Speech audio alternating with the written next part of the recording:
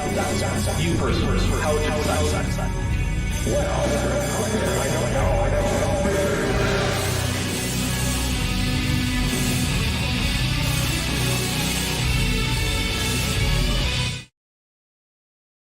Alright, hello everybody. Welcome to Kent with Bent 106, Pelagic Tunikent. I am here with Kent Hovind, as always. Hi. Hello. Hi everybody, how are you? Kent Hovind here is wearing a pink tutu. Yes. The second time in a row, because you guys have surpassed the fundraising goal for the pink tutu. So, thank you very much. And Bent, I'm sure, thanks you too, because he's always looking forward. I'm very grateful. Yes, he always looks very forward grateful to the for the opportunity to sweat more than I would otherwise have to sweat while wearing this pink tutu. It's like for my fans. It's like a free sauna fit session. You know? It's amazing. I love it. Yeah. I would never complain about it. All right, guys. So, before we get right into this, I got a couple things. First, I want to say thank you to whomever got me a couple things from my Amazon wish list. I was gifted, I don't know if this is by one person or two people. I will be giving more specific thank yous if there are cards that come with these. But I was gifted a new mouse pad, because my mouse pad is getting a little ratty and old and gross. As well as a book on how to speak Nahuatl, which, nice. For those of you who don't know, is a Native American language spoken in southern Mexico. That sounds like a lot of fun. Yeah. It is one of the more popular in the sense of having a lot of speakers, native languages in the Americas, and it's one of like only 4 or 5 that will probably make it through like another century or so. It's always fun. And the mouse pad is actually a Godzilla versus King Ghidorah from the King of the Monsters movie from 2019. Nice. That's cool, yeah. Also, if you want to get Bent anything from his wish list, it's also linked in the description. So special thank you to those people who gave very, very generous. Also, Sarah Talbert, who's been a member for 5 months, says AIG is a bag of phalluses, and we will take a drink for that. But I'm realizing now, we don't actually have the drink counters up. Uh-oh. So, Ben, could you do me a huge favor and talk about the drink triggers while I pull up the counter for that?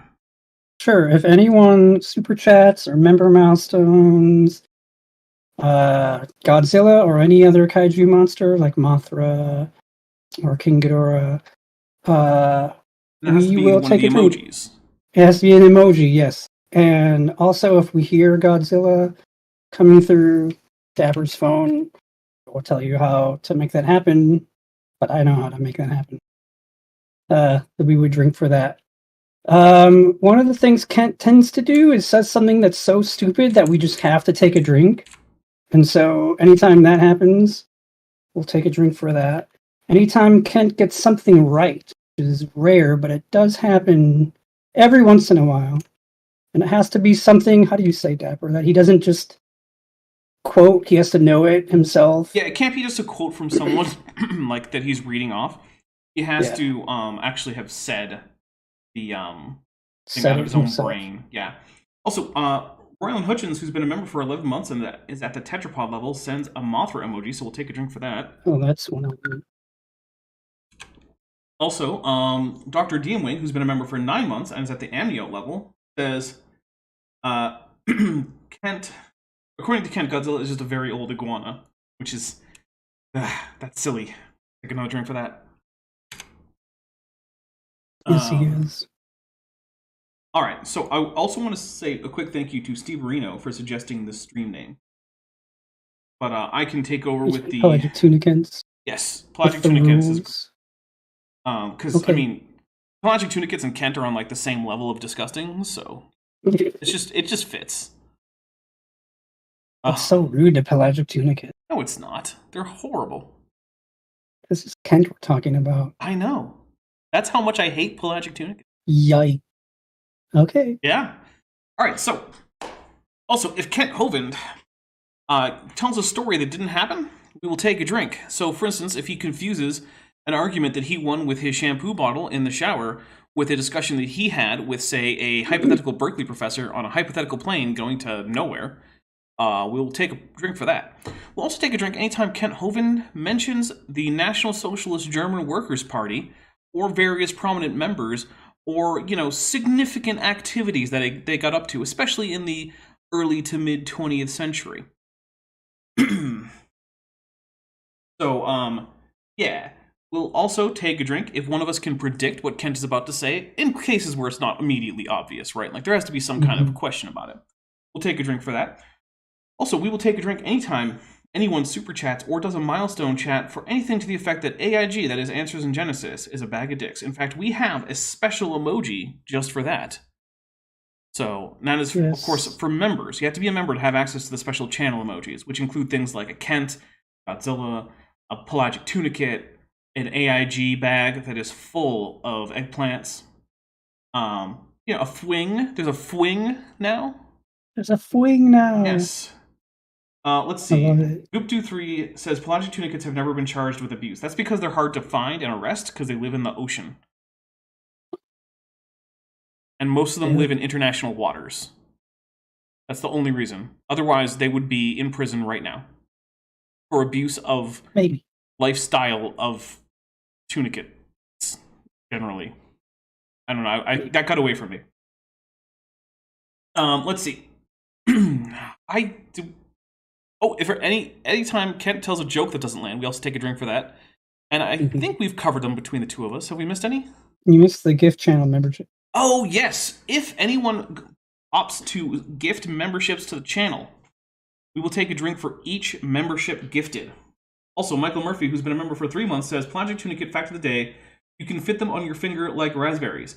I believe that is in fact true. Also, it comes with a Godzilla emoji. It comes with a Dapper, a Pelagic Tunikent, a Godzilla, and a Fling emoji, so we'll take a drink for that. Nice. Inkboy for €2 sends a Dapper with a Cupid heart emoji, followed by a Pelagic Tunikent in what I can only describe as horrible libel, sir, and you will be hearing from my barrister.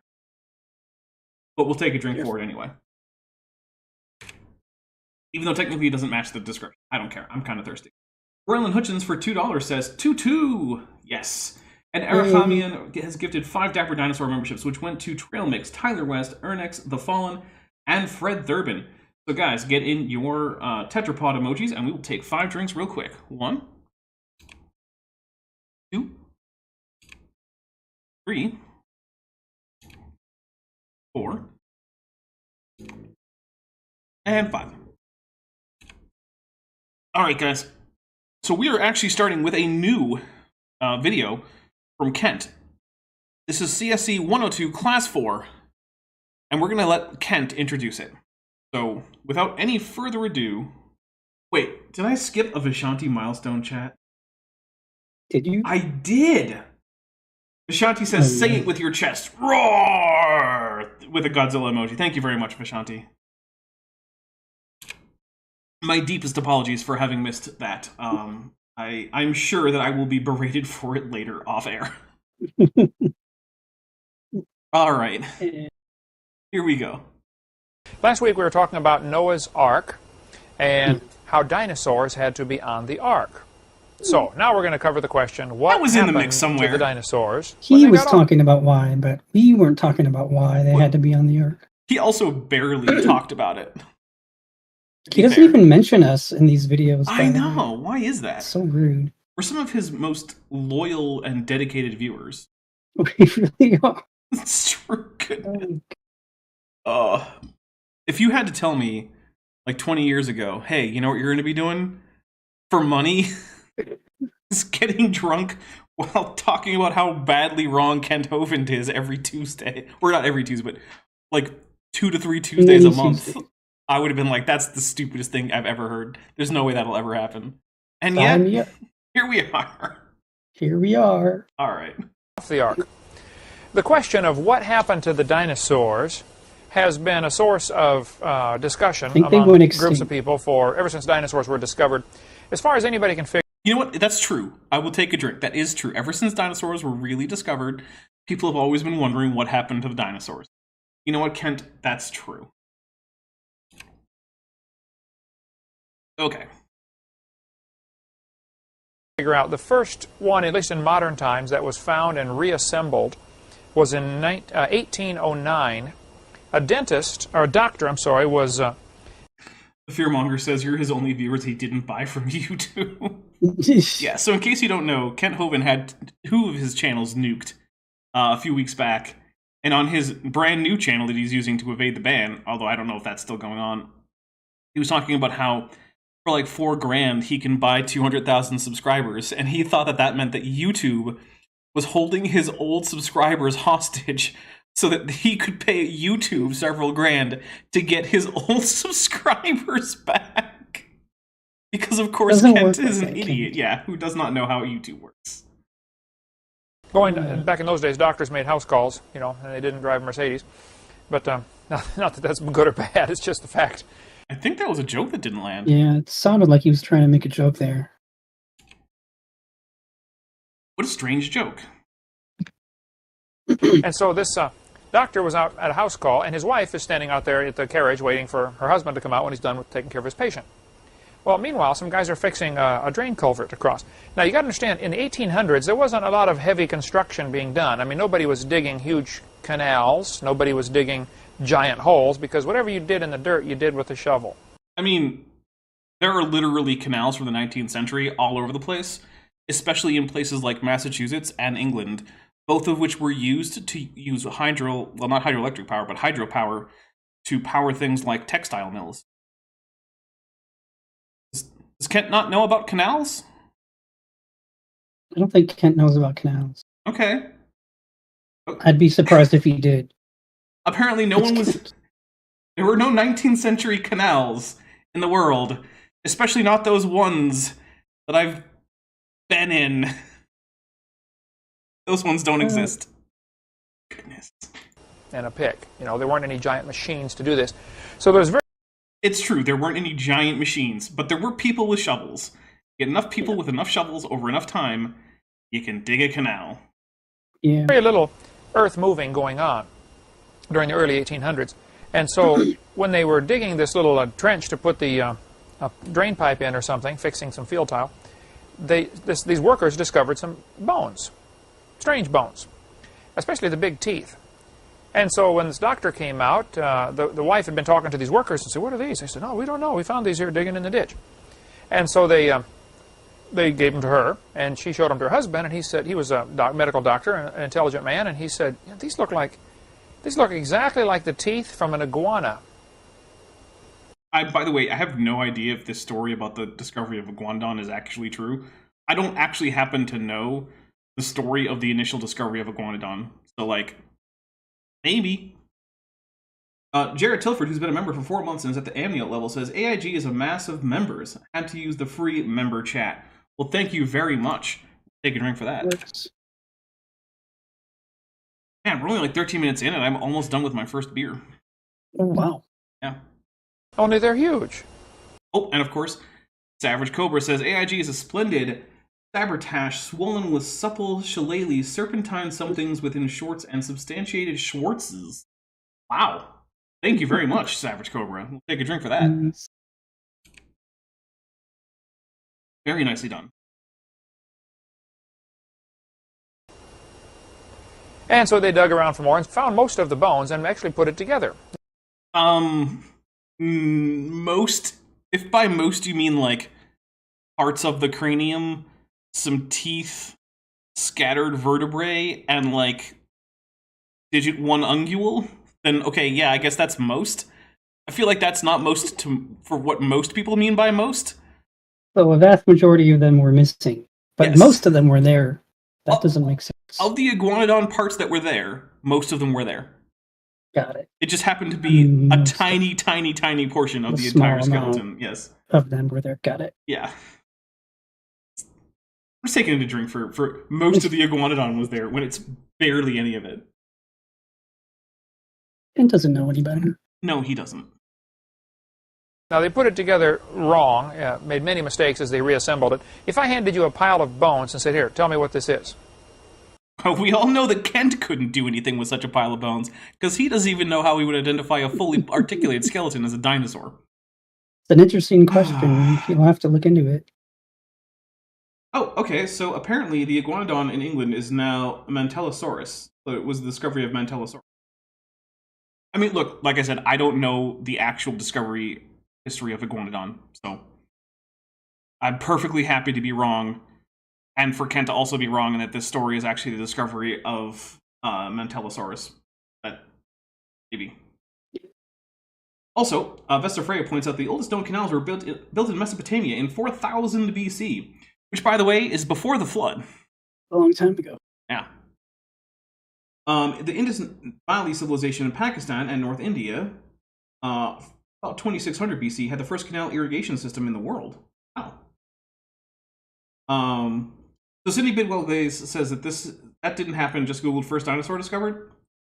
So I'm going to wait until Kent actually explicitly characterizes this as the first dinosaur discovery story, because I'm not positive that that's what he's going for. I do think he is, but I'm not positive. Until he does, I'm going to hold off. But once he does go there, take a drink. And of course, Tommy Dragon, who's been a member for 11 months at the tetrapod level, sends a Godzilla and a drink emoji. So we will, in fact, drink in honor of Godzilla. Yeah. Always. Indeed. There's no telling what you come up with unless you were really good with anatomy. Which, fortunately, many scientists are. So anyway, they put it together. They did a pretty good job, but they blew it. And they named it Iguanodon. The word don means teeth, like an orthodontist, okay? Hey, that's basically right. There's a little bit of nuance in the ending, but yeah.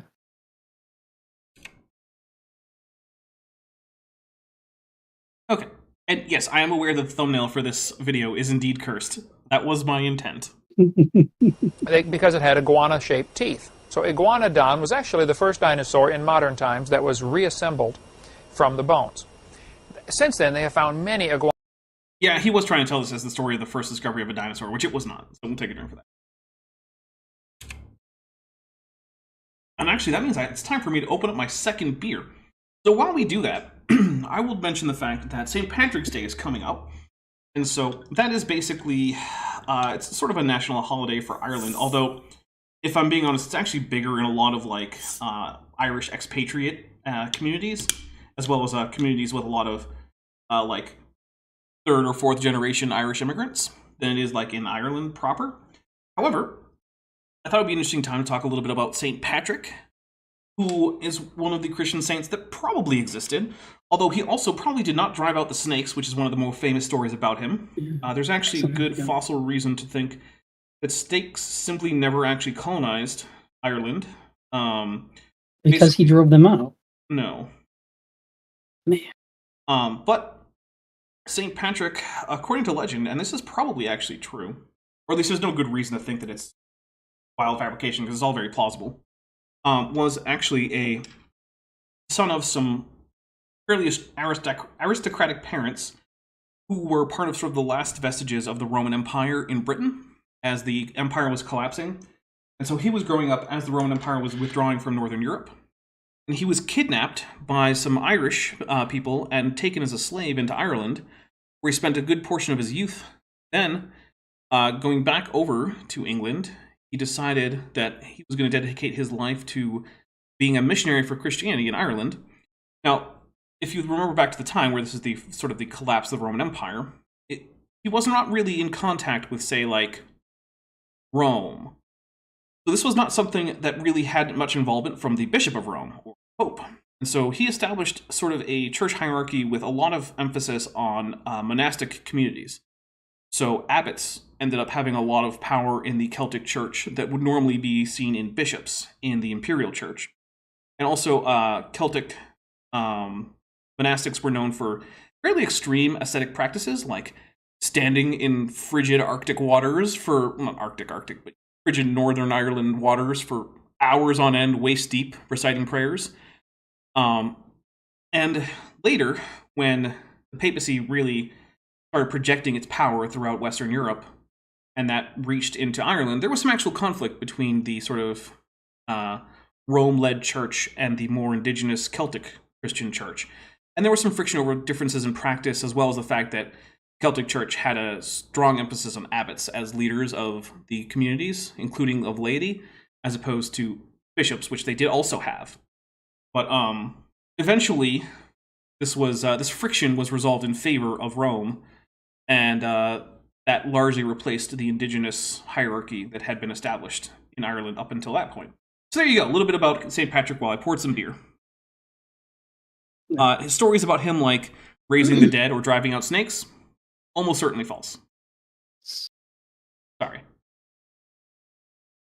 So there you go. Iguanodons and put them together and found all the mistakes that they made. For instance, on the original iguanodon, they found this round, sort of like a snow cone cup, pointed at one end and round at the other end. And I mean, it was round the whole way through because it was basically conical shape, because that's how cones work, but okay. And they said, wow, it was hard, and they said it was sharp. They said it must be a horn on his nose, so they put it on his nose. Later they found out it was actually his thumb. They'd only found one of them. Well, okay, it was the digit 1 ungule, which is, digit 1 is the thumb, and it's the ungule, which is the claw-bearing digit, but, I mean, thumb is close enough, so we'll take a drink for Kent getting that right. That is accurate. He could have been a little bit more technical, but I think, given he's probably not talking to an audience of anatomists, fair. I don't think he can be more technical. Yeah, I don't think he knows how. I don't think he knows the word ungule. I mean, I don't know the word ungule. Like, I guess I do. I just said it. Yeah, see, it's the claw-bearing digit, and ungulates are called that because they walk on their ungules, like cows and horses. They walk on their claws. Well, it would be. I'm not an ungulate. Yeah, if you were an ungulate, it wouldn't be painful. Yeah, that'd be normal. Harry Bronson for $10 says Kent's tie looks like an interference pattern on a CRTV. Yeah, which this recording was contemporaneous with, which means he chose to look like a badly tuned TV when he got dressed that day. That's true. I'm going to go out on a limb and say that if we ever get a shot of like the lower half of the tie, there's going to be blue with white stars. I think this is an America tie. Yeah, you're probably right. Yeah. Which, by the way, is ironic because Kent is probably one of those don't desecrate the flag kind of guys. And according to the codes that dictate what counts as desecration, putting the flag on basically anything other than like a flag counts as flag desecration, just as much as burning the flag. That's always amusing. Wait, I don't have a visual drink counter? Oh my goodness, I do, but it's only in Klingon. Yeah. Sorry. I forgot to activate the English version. It was there the whole time, though. See? It's very easy. I don't know why anyone can't read that. I can read it. I just can only read it silently. I can look at it. Rembrandt 972. What would make you think I'm plantigrade? I am distinctly digitigrade, my friend. As are dinosaurs generally. So, one of the many mistakes that were made with the iguanodon. The point is, it was 1809 when they found these, the first one, and reassembled it. For the next 40 years, many dinosaurs were found, and it really became quite a competition among different groups to go out and find these giant creatures. Too Young to Feel This Old for $10 says, crap, I tuned in late. AIG is a ludicrously large luggage of limp long boys. Nice. And now we're at Chop Mach Chop for drinks. Yes, we are. See? It's all very simple. Just, simple. Learn some Klingon. Just a little bit. This is 1809. Now, several things are happening in the early 1800s. Yeah, see. Okay. Astral Nekomimi has it right for $2.50 US when they say, imagine not learning Klingon, shaking my head. Tech, Jupwit. Tech. Hold back. People are starting to believe the Earth is millions of years old because Nebulon, stuff like sauropod feet equal elephant feet is the kind of way that you get banned from the channel. Unacceptable. Savage Cobra asks if my knee is located within my body wall. No, just like a bird, my knee is not located within my body wall. Of the works of some other scientists. And then you get to 1830, you come to Charles Lyell, who developed our geologic column. So the early 1800s is really where the world lost its biblical basis. The world lost its biblical basis. But because until then, that's what the world was based on. I'm just going to take a drink for one. Yeah, Kent's thinking that Christian hegemony was just global in extent, and for also thinking that Christian hegemony ended in like the mid 1800s. My goodness. Okay. It must be an interesting world that Kent Hovind inhabits, where up until like the early to mid 1800s, the entire world was Christian and obeyed the authority of the Bible. Even, you know, like all the Hindus in India, or all like the various indigenous and animistic populations in Africa and whatnot. Like they were all Christian, you see. All of them, everybody. And they sacrificed it and accepted evolution teaching, the early stages of evolution. No, I can't. We're just going to have to keep going. What just happened? Oh my goodness, I clicked the wrong thing and now we just skipped back. They're standing out there at the carriage waiting for her. Okay. Oh my goodness. Oh no. I'm ruining it, everyone. This is terrible. Stream has ended. Cricket noise. Cricket noise. All right. My apologies. We are experiencing technical difficulties. I don't actually know why. Inkboy for €5 says, never going to give you up, never going to let you down, never going to stop Sausage Pack naming as AIG. Awesome. We'll take a drink for that real quick while I get this back. Okay, I'm going to get it back to the place and share it again. Other scientists. And then you get to 1830, you come to Charles Lyell, who developed our geologic column. So the early 1800s is really where the world lost its biblical basis, and they sacrificed it and accepted evolution teaching, the early stages of evolution. So here they're finding these giant animals, these giant lizards, that nobody has any idea where they fit into history. My goodness, they're not lizards. Okay, first I'm going to take a drink for that. Then we're going to take 5 drinks for Too Young to Feel This Old, and then we're going to talk about why dinosaurs aren't lizards. Here's a drink for Kent Hovind saying the stupid thing. Okay, so Too Young to Feel This Old gifted 5 Dapper Dinosaur memberships. Luigi Potter, Katie Lewis, Wayne Gaffney, SG Cruitt, and Revenant Rye were all gifted memberships. So thank you very much. And we will take 5 drinks. Here we go. 1, 2, 3, 4, and 5. All right. We made it all the way to Wedgemach. Finally. I know, right? Well, I mean, you say that, but we're not even a quarter of the way through the show, and getting to Wedgemach at 27 minutes in is pretty significant. Yeah, there have been quite a few drink triggers so far. That's a good point. All right. So, let's talk about lizards, and let's talk about dinosaurs. Now, the Greek word for lizard, or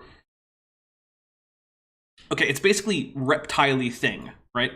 It's like scaly, creeping thing in Greek is savros. Now, that's usually gone with sauros or something like that, because ancient versus modern Greek pronunciations versus how people were using Greek pronunciations in England in the 19th century gets a little complicated. Doesn't really matter. So this was being used to refer to basically anything that was sort of reptile-ish that was being found. Now, at the time, reptile-ish basically just meant basally amnio. So if you had like an articular and a syrangular and like a quadrate bone and whatnot in your jaw as part of your, biting apparatus, or you had like, a homeodont dentition, so all your teeth were roughly the same shape, you were put in like the reptile pile. So a lot of things like reptiliomorphs had sore in their name. Early archosaurs had sore in their name.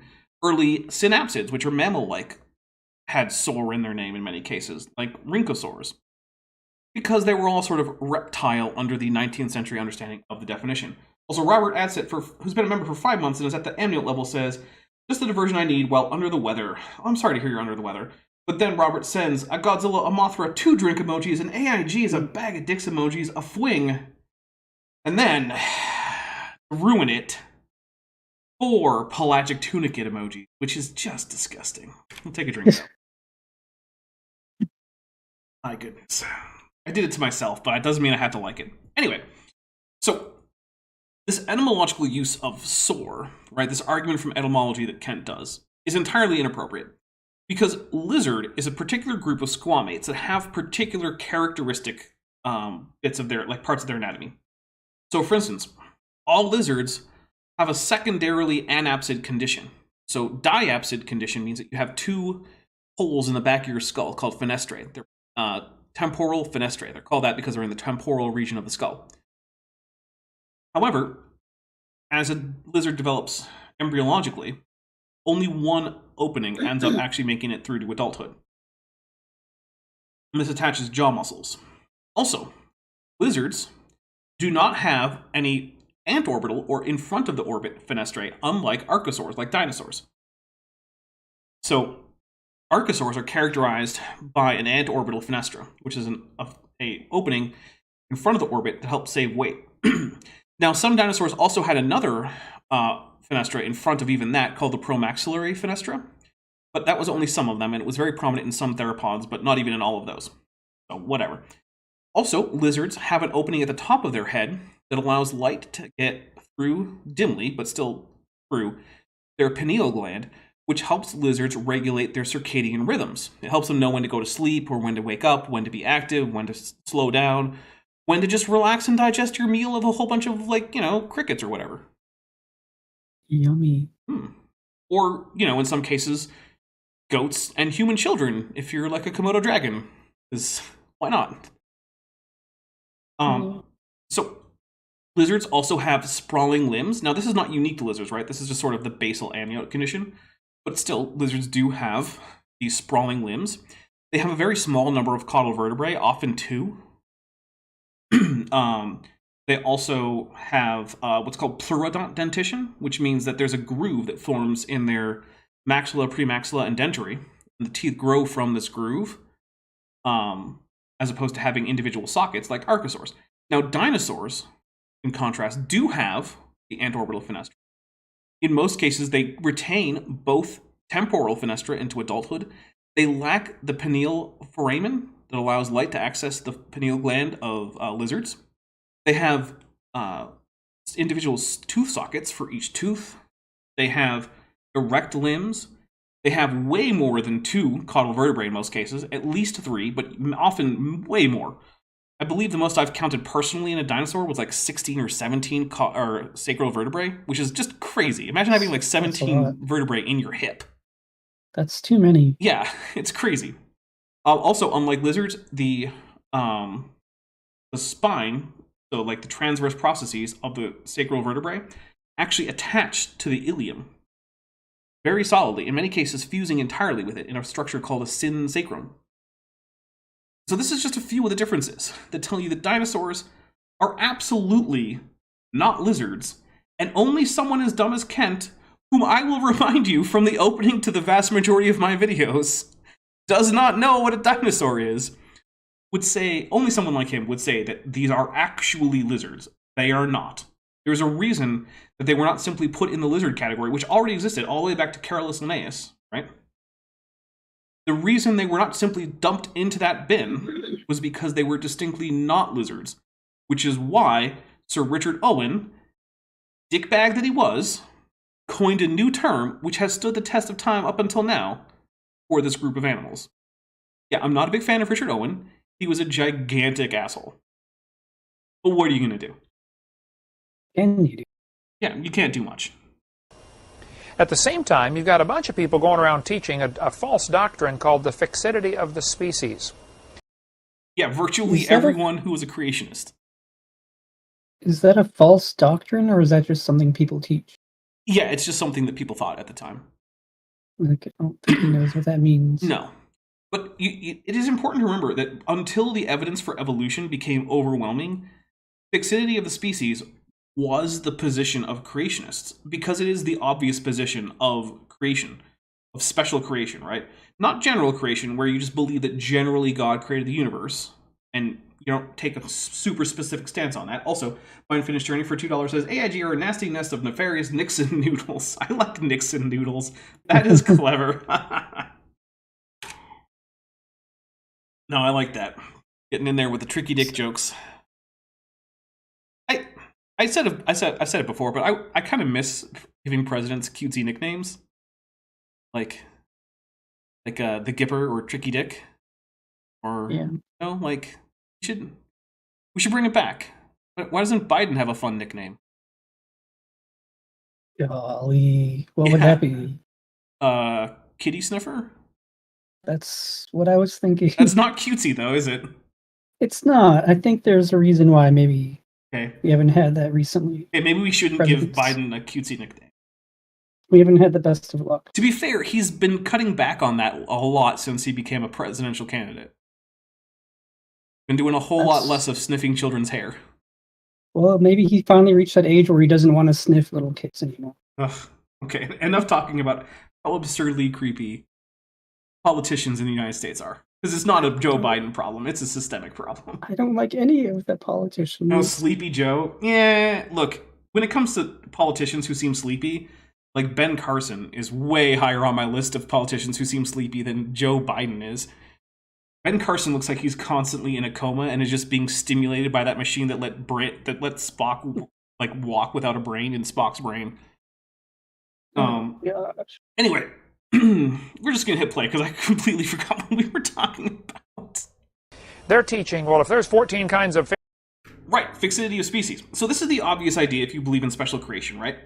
God created all of the organisms specially. He didn't just create one original organism. He didn't, there's no evolutionary thought.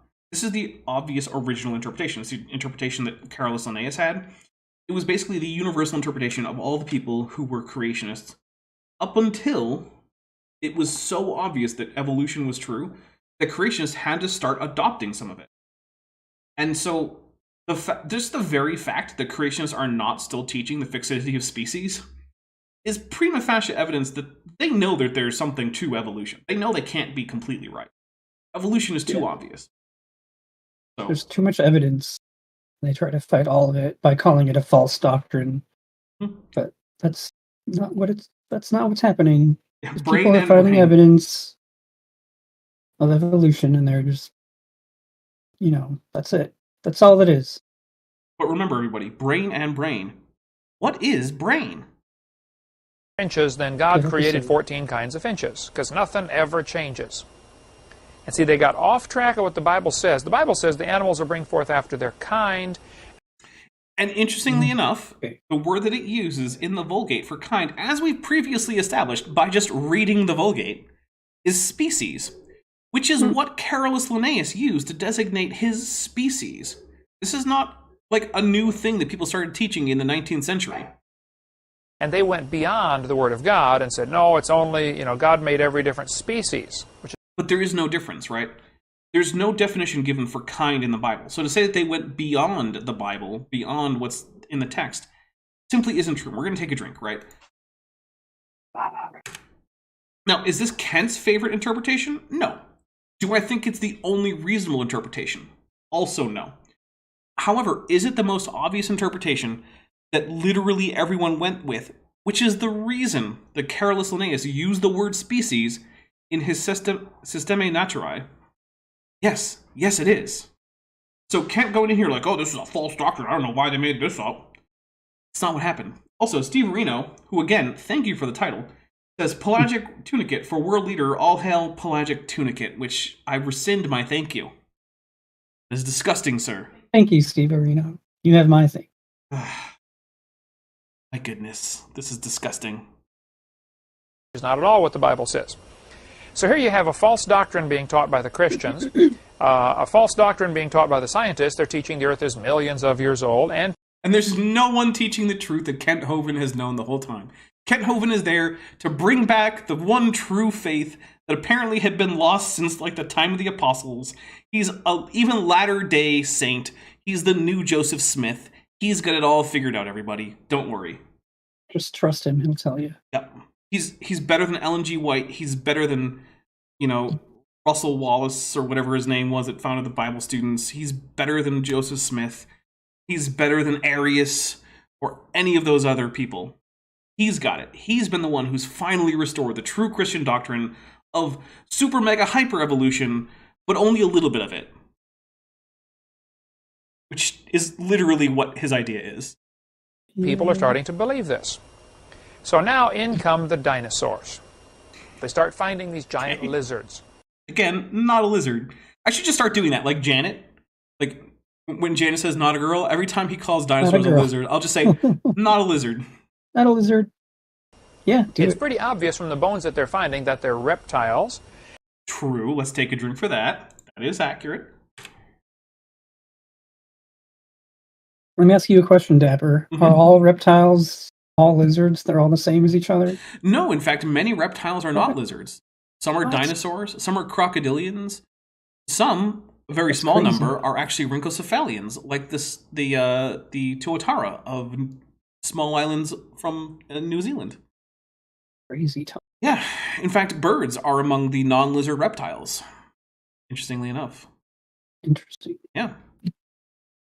And that they're huge. I mean, some of them, but sure, whatever. By 1841, they made up a brand new word, dinosaur. Richard Owen made up the word. That'll be a quiz question. You know who invented the word dinosaur, and when was it invented? It was 1841. Sir Richard Owen was a very famous scientist in Europe, and everybody respected his opinion. And he... Well, okay, he was very famous, but not everyone respected his opinion. He was well known to be, to put it mildly, curmudgeonly. He was also a strong anti-evolutionist, was a big proponent of what is called progressive creation. Now, nowadays, basically no one is a progressive creationist. And we'll talk about what that means after I read a couple super chats. So first we have, for $2 from Good23, my favorite Janet is Interplanet Janet. I think my favorite Janet might actually be Neutral Janet, because Neutral Janet is just so amazing. She just kind of just does her thing. And also, look, the very bottom, blue with white stars, it is an America tie. It's an America. Okay. Drink for prediction. Oh, yeah, sure. We'll drink for prediction. Awesome. Okay, so also, Savage Cobra, does he know that, says for $5, does he know the difference between dinosaurs and mosasaurs? No. Actually, it's not clear that he knows the difference between mosasaurs and whales, because he's identified a Tylosaurus skeleton as a Zeuglodon, which is a junior synonym for an actual whale, which I believe is just... Is it Basilosaurus that Zeuglodon is a junior synonym for? Don't quote me on that, I'm not sure. I know Zeuglodon is a junior synonym for an actual cetacean genus, but I don't remember which one. But I believe it's an Archaeocete genus. Anyway. Yeah.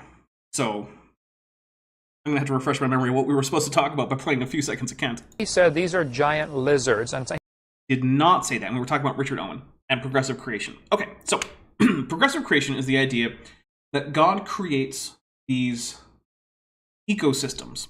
Because you're going to remember, final succession was already recognized, right? So as a result of things like the extensive fossil finds of Mary Anning and her contemporaries, but really especially her, even though she did not get much recognition in her own day, people realized that life in the past was not like life now. So for instance, some of her big finds like mosasaurs and plesiosaurs, people realized these are gigantic aquatic reptiles who would have had to breathe air. If they existed, we would probably know about it, because at this point, not every last island everywhere had been discovered, but like, Age of Exploration was basically done. We humans knew where stuff was, right? They'd been to basically every major body of water in the world, and including people who were, going to take careful notes. Now, granted, a lot of this was as part of a rather dubiously ethical colonist expansion and imperialist tendency, but still, it was the case that people taking careful notes about the flora and fauna of various far-off lands had been basically everywhere. And yeah, no mosasaurs or plesiosaurs or ichthyosaurs were evident. And so people realized, hey, these aren't just obscure animals that are still alive today. We're pretty sure these are actually extinct. And that in itself was a revolution in thought. The idea that God would allow some of his creatures to simply cease existing and then they would perpetually be gone forever was a big deal. Because it upset a lot of ideas about the doctrine that God was sustaining creation. Like, if God's sustaining creation, why isn't he sustaining the plesiosaurs? It was a big theological debate. Anyway, progressive creation said, well, maybe what happens is God creates ecosystem, a complete global faunal and floral assemblage that's characteristic of a certain time. Then, after some amount of time, God decides to tinker with it and replace it with, like, the next update, right? He's going to go with, like, you know, the Cambrian was, like, maybe, you know, Earth beta version 0.1, right? And then God upgrades to, like, Ordovician patch. And then eventually, over enough time, he comes into, like, the Mesozoic, like, beta stage of Earth, right? And then eventually into, like, the Cenozoic release patch 1.0. Then eventually humans come out in, like, version 1.3 or something. I don't know, right? And that was what Richard Owen was going for. This was his attempt to marry his dedication to special creation with the obvious evident great age of the Earth and faunal succession. Now, Richard Owen came into great conflict with people like Darwin because he did not accept that species could naturally evolve. Now, he did not think that dinosaurs were lizards, because while Richard Owen was a terrible person, a well-known liar, a fraud in some cases, and just generally a jerk, he was also a famously skilled comparative anatomist. And he knew that while dinosaurs were indeed reptiles, they were also not lizards, which is why he did not list them, or he did not include them in the taxonomy of lizards. So, yeah. Continue on. Sounds like a false doctrine to me. Sure. We took two words, Latin and Greek, and mixed them together. Dinosaur is from two different languages, and so our English word comes from that, dinosaur. Wait, is the dino part from Latin in dinosaur? I honestly am... Why? Well, first, yes, but second, he would also absolutely just be dumb. Yeah. Because I don't actually remember off the top of my head. And, I don't no, they're both from Greek. Yeah, that's what I thought.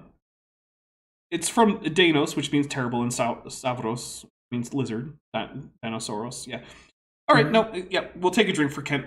Just for some reason, just deciding that dino is Latin, even though it's not. And here's the thing, I wouldn't have made the claim, because I didn't remember. But, surprise, surprise, Kent's wrong about language again. Yeah. It's honestly crazy to me that Kent is so frequently wrong about language that every single time he says anything about it, I'm like, hold up, let's check. And he's always wrong. Yeah. I couldn't Get something be, right, Kent. Get some things right. I could not be as consistently wrong as Kent if I tried. Oh, it's frankly skill that he's mastered. It really is amazing. How do you do it, Kent? Part of his false doctrine. Apparently. Well, right away, people began to guess and speculate, what are these creatures? When did they live? So here you have an ideal time for Satan to come in and start teaching a false idea. Satan... I love the idea that Satan is just in charge of all the universities. Like when you go get your PhD, and then after the traditional snake fight, you're brought into another room where there's like a satanic summoning circle, and people chant over you and, like, I don't know, douse you in blood or something, and you become like the servant of Satan who's going to tell everyone when the dinosaurs really lived according to Satan, except like certain people, like I guess, I don't know, like Nathaniel Jeanson managed to get through the Harvard PhD program and then don't end up in the Satan summoning room somehow, but still walk away with their diploma. Well, lucky guy. Right? Very, very strange. Oh, he escaped. Oh well. Good for him, I guess.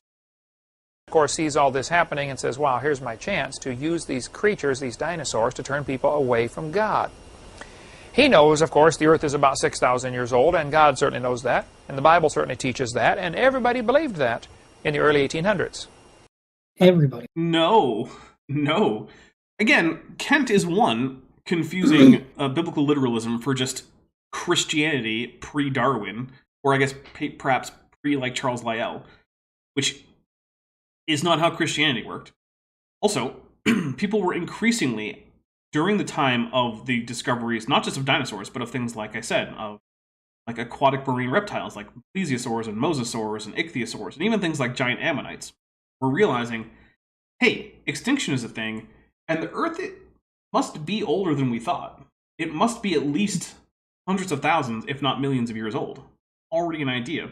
Before Charles Lyell. And people also noticed this because of things like, people noticed that there had been major land shifts just during historical times, right? Like there were famous Greek ruins that were partially underwater because the land they were on had subsided into the ocean. And so this was already interrupting people's idea of like the everlasting nature of like the formation of the earth, things like this. This was already in the air. And yeah, also, like Erasmus Darwin, Charles Darwin's ancestor, had already been floating ideas about the development of species and evolution. He did not tie it to natural selection like Darwin famously did. But like, this was not a new idea, that the Earth was older than a woodenly literal reading of Genesis might indicate. Anyway. But now in come the dinosaurs. And so they began arguing about the question, what happened to the dinosaurs? Why did these creatures die? Some people were teaching, well, they drowned in the flood. And some people started teaching maybe they were wicked, and Noah would... The evil dinosaurs deserve to die in the flood, unlike the good, godly, I don't know, giraffes. Mammals? Yeah. Those evil, dastardly dinosaurs. Dinosaurs were scoffers. They weren't... Yeah, they were all scoffers. They didn't deserve to be on the ark. Allow them on the ark. Now, that would be a false teaching. Two of everything went onto the ark. Even you don't believe that, Kent, because you don't think two of every fish or two of every insect went on the ark. And so it was really a time of turmoil when they didn't quite have enough information to know where they fit into history. They were just kind of recently discovered. The false things were being taught, and so some Christians started accepting and teaching the idea that these dinosaurs lived millions of years ago. I mean... yeah, basically all of the Christians. Because the idea that you should hold to a young Earth was really not popular at the time. So one of the things to remember is that the insistence on a young Earth interpretation of Genesis is actually, as a common thing in at least the Anglosphere of Christianity, actually fairly recent. We're talking like late 19th century, early 20th century. Also, Arachamian for $20 says, dinosaurs deserve to drown, but mosquitoes made it onto the ark. Actually, according to Kent, mosquitoes didn't make it onto the ark, and they would have had to survive on, like, vegetative mats and whatnot, floating around on the tops of the ocean or something. It's not clear to me how that would work, since mosquitoes can't just go an entire year without at least the females having a blood meal, because female mosquitoes can't actually reproduce until after having a blood meal, because they're actually basically stealing hormones from the things they eat the blood from in order to produce their gametes. So it's not clear to me how they would have survived. Also, famously, mosquitoes need relatively still freshwater puddles or bodies of water in order for their naiads to develop. And their naiads also need other small fauna in their still water to prey on, because mosquito naiads are carnivorous, they're predators. Like, all of this doesn't work. Mosquitoes should have gone extinct. There is no survival option for mosquitoes during a global flood unless they're on the ark, but Kent rejects that idea, which is just perfect. I love it. He's such a scholar. Yeah, it's... I love that every single aspect that you examine of Kent Hovind's ideas about the flood means the flood just falls apart at the slightest bit of scrutiny. It's frankly amazing how bad of an idea the ark is in terms of actual, literally, something that could have happened. Right. Oh, apparently Origami Swami says, but mosquitoes were vegetarian before the flood. They obviously fed on plant blood. So that's actually a matter of a bit of contention among young Earth creationists. So a lot of them, I think Kent included, will say that humans weren't supposed to eat meat before the flood, but that animals became carnivorous immediately after the fall in Genesis 2. So, of course, that always raises the question for me then, okay, well, if the rest of the world was wicked, was everyone but Noah and his family eating meat? And Noah were like the sole weirdo vegetarians because they were the only ones found righteous in the eyes of the Lord? Like, I don't know. Like, what's going on there? But yeah, in the story where, we're post-flood and Noah comes off the ark and he builds an altar and he sacrifices and, gets drunk, that's when God says that meat is allowed for him to eat. Now, I would also wonder, what was the point of telling Noah which animals were clean so that he could bring 7 of them on the ark if no one was eating meat? Like, how would he know? Right. Like, what would clean mean to him? Because the thing is, like, when you're talking about clean animals, you're talking specifically about dietary restrictions, right? Like, so the ancient Hebrews and modern Jews own horses, right? They're not clean animals, but like, you can own a horse. You can use a horse for riding or for pulling carts or for plowing and whatnot if you're following the Torah. There's no prohibition against any contact with quote-unquote unclean animals. It's also you're allowed to have a dog for various purposes, right? Like, it's not like unclean animals are just, you gotta shun them entirely. So what would it mean for animals to be clean for Noah before he could eat meat? I don't know. It's never made a whole lot of sense to me. Always seemed anachronistic. That before any of the dietary laws are given, before Noah's even given permission to eat meat, somehow the distinction of clean versus unclean is a meaningful distinction at the time. But hey, I'm not an expert on the Old Testament. Maybe there's someone who can make sense of it for me, and I'm just not aware of it. Anyway, Amy. We're actually going to take a quick break because it is coming up time for the halfway point of the show, and I am quickly running out of booze. We can't let that happen. So, everybody, we are going to take a quick break. When we come back, we'll do a quick little bit of like commercial thing just for the channel, and then we'll be on with more Kent. So please stick with us. While we are on break, you are going to be able to enjoy the musical stylings of Kent Hovind. That guy right there, above me. Yeah, wearing the tutu. Oh, yeah. Oh, yeah, that guy. Yeah, Ernie Matthews says, Kent is trafe. Yeah, he's trafe in more than one way. For one thing, I'm sure that he's not keeping kosher. And two, human flesh is just generally trafe. So, you know, he eats trafe. And also, he himself would be trafe meat if you were to go ahead and eat him. So, for those of you who aren't following along, trafe are the foods that are not allowed to be eaten if you're keeping kosher. There you go. Anyway, here's the musical stylings of one Kent Hovind.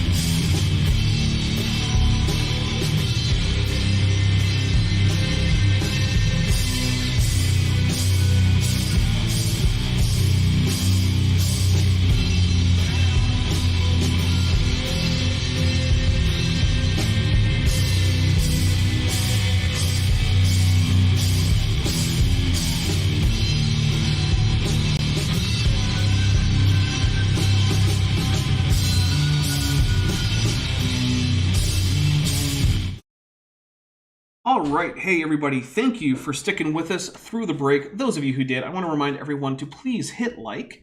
Also, William Robinson, or is it Robinson? I'm not sure. Robinson. Robinson? Okay. Who's been a member for 2 months and is at the annual level, says, Happy Pi Day, everyone, with a pie emoji. Yes, Happy Pi Day. Today is, in fact, if you're following the American convention for how to write dates, is 314.14. Which does not then come with the the 3.14159. I think it's then a 2 after that. Is it a 2 after that?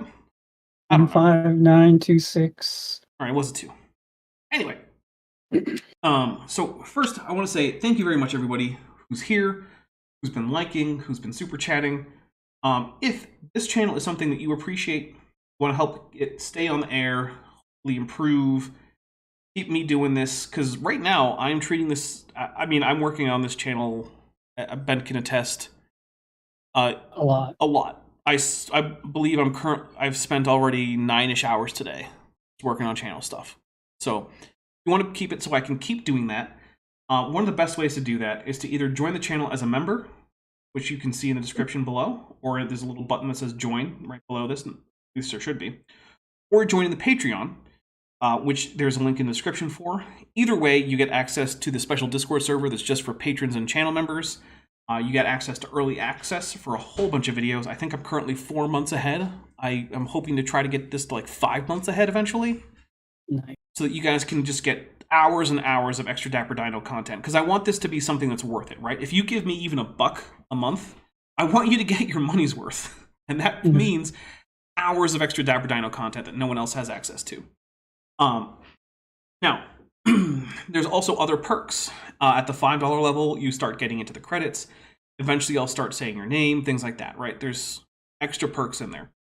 But if a monthly pledge isn't the thing that you want to do, you just want to help the channel out for a one-time deal or something, there's also a merch store where you can get t-shirts, mugs, phone cases, stickers, blankets, all sorts of throw pillows, stuff like that. The Teespring store. Or if you just want to help me directly or Bent directly, we both have wish lists listed down in the description, where I'm not sure what's on Bent's, but mine has like RPG books, computer peripherals, dice, snacks, because you know what? Groceries are expensive too. If you want to get me 15 pounds of rice, you can. I have food on mine. There you go. See? Feed me. So yeah, if you're just not interested in a monetary support, or you can't afford it, which is perfectly fine too, make sure you hit like, share these videos, comment. The algorithm really appreciates it, especially the shares, because that gets more eyeballs on the channel. So, anyway, with that, I think we're ready to continue on, unless there's anything that you have for us, Bent. All right. Well, first, Too Young to Feel This Old for $5 says, I asked Aster, my youngest, if he wanted to say anything to Dapper Dino. He stared me in the face and yelled, "Butts!" Laughing emoji. Well, thank you very much, Aster. I agree. Butts are an important aspect of life. You couldn't walk without your butt. A lot of the muscles in your butt are very important for keeping you upright and keeping you stable as you walk. So without your butt, would be falling, ironically, on your butt. Yes, very important. All right, here we go. And so we lost the battle in 1840. The battle was lost. Womp womp. People were pretty well convinced, the majority of the population was convinced the Earth is millions of years old, and that leaves room for Charles Darwin to come in later and say, well, hey, if the Earth is millions of years old, that's time for a lot of changes. It is, right. And look, the thing is, the battle was won or lost, depending on your point of view, the same way that heliocentrism had been earlier, right? At first, it was kind of an iffy proposition, and there wasn't the greatest evidence, but it was a possibility, and some people were intrigued, including, by the way, the Catholic clergymen who later put Galileo under house arrest. They were also intrigued by this. They were not actually opposed to heliocentrism per se. But yeah, eventually it became just so obvious that everyone accepted it. And the great thing is that the theologically conservative Christians at the time that this was a hot debate, geocentrism versus heliocentrism versus like geoheliocentrism, where the sun circles around the earth, but then all the planets circle around the sun, another option that was proposed. you can look at the Christians of the day, especially the particularly conservative theologically Christians, making the same kinds of arguments that Kent Hovind makes to rail against the ancient age of the earth or evolution. They're talking about how this is completely contrary to the scriptures, how we have all this great Aristotelian mathematics that helps show that the earth is the center of the universe, how this has been a thing that Christians have always believed since antiquity. How could you abandon the scriptures and the central place of humanity and God's creation for this godless heathen notion of heliocentrism? It's just the same thing. Christians figured out that the earth was the center, wasn't the center of the universe, and they were fine with it. Most of them are already fine with evolution, and eventually, it is my sincere hope that a Christian anti-evolutionist will one day be as rare a thing as a Christian geocentrist, which, by the way, there still are some. I mean, it's still a thing. Of course there are. But it is extremely uncommon, and they are generally not taken seriously even in Christian circles. So, yeah. All right, here we go. I forgot. And so people readily accepted the evolution idea because they'd already compromised their Bible in some other areas. So what Yes, like heliocentrism. That's where they'd compromised their Bible already. Which, by the way, I don't actually think is a compromise of the Bible. I don't think the Bible is there to tell you like exactly how the sky or even the shape of the earth works. Yeah, I don't think so either. I will say, however, that if someone tells you the Bible teaches the earth as a sphere, that's wrong. It doesn't. Happened to the dinosaurs is a question that kids face all the time in public schools. The textbooks will give the kids some options to choose from. Like, did a meteor strike the Yucatan Peninsula and make the dinosaurs go extinct? Well, it was off the coast of the Yucatan Peninsula, but, you know. That's the most commonly taught theory. If you look at the map of Mexico, at the bottom, around the Gulf of Mexico, it curves back up. It's got that little bump sticking up. That's called the Yucatan Peninsula. It's really not too far from Cuba, where Mexico curls down and comes back up. Right there on the Yucatan Peninsula, they find evidence of a giant meteor strike. Something hit the ground there. A huge meteor hit the ground. That's true. You know what? I'm actually kind of surprised that Kent acknowledges that there even was an impactor for the Chicxulub crater. Props to Kent. I'll drink for him getting something right. Yeah, I'm instead of denying that it happened. Yeah, I would have thought that he would just be like, "Oh, that didn't happen. That never happened. That was just the floodwaters hitting the ocean really hard or something. I don't know." And so they threw up some, they say it threw up some iridium, which is a rare element found generally in meteors, and they find this stuff in drillings in the coast of, off the coast of Florida. Actually, it's found virtually worldwide. There are places where like the KPG boundary is missing, and you can't find the iridium layer there. But everywhere where you actually do see like end Cretaceous layers abutting onto beginning of the Paleogene layers, so that's at KT or KPG, depending on which era of literature you're looking at boundary. The iridium layer is ubiquitous every time you find that, right? There are places where you can go where there is no KPG boundary still preserved, and yeah, obviously you don't find the iridium layer. But it's worldwide. We have it in Hawaii, or not Hawaii, sorry. We have it in like India. We have it in Russia. We have it in all over Africa. We have it all over North and South America. It's everywhere. So they say, see, this is proof of the meteor strike. Well, I mean, I wouldn't say proof, but it's extremely strong evidence. Without getting into all the meteor strike arguments, the fact is the Earth is not millions of years old. A meteor probably... Okay. He was doing so well until that point. I love that his counter is just, nah. Yeah. I'll take a drink for just, nah. Fact. Okay, here we go. Probably struck the Earth. That happens all the time. But it doesn't mean it was 65 million years ago. But they will give the kids options. Did the dinosaurs go extinct because of a meteor strike? Or did the mammals start becoming more popular and start eating all the eggs of the dinosaurs and they couldn't survive? No. I mean, there were mammals eating dinosaur eggs at the time, but no, that wasn't I didn't know that was a theory of why dinosaurs had gone extinct. I don't think it is. Yeah, I think he's making stuff up. But basically, the question is always, what happened to the dinosaurs? Why did they go extinct? Like this textbook says, dinosaurs lived on the Earth for millions of years. Now only their fossils are left. Plus birds. What do you think happened to the dinosaurs? Dinosaurs are extinct. An extinct animal is an animal that no longer lives on Earth. So the questions, what made them go extinct, I say, is the wrong question. Oh. The liberals are really good at... The liberals! Of course. Let's get political. Why not? It's the Democrats who are teaching your kids about evolution. Oh my, taking a drink for the liberals. The liberals. Okay, which also means it's time to open up this beer. Which also means it's time for another quick history lesson about beer. So, did you know the oldest beer recipe in the entire world that we still have preserved is in the form of a hymn to the Sumerian goddess Ninkasi, who was the patroness of brewers of beer. And in fact, while it does not give exact measurements, it actually goes through the steps involved in making Sumerian beer pretty clearly. And interestingly enough, you can actually follow those steps as long as you make approximations for ingredients as well as proportions. And what you get out is actually a largely uncarbonated, slightly sweet, cloudy grain beer.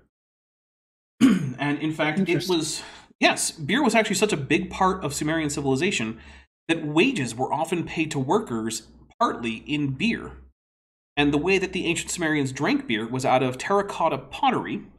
And what they would do is that they would have a very long straw, so they could sit on their chairs, dip the very long straw into this, and the reason they drank it with a straw was because there would be sediment, because they didn't do any kind of like desedimentation or anything like that.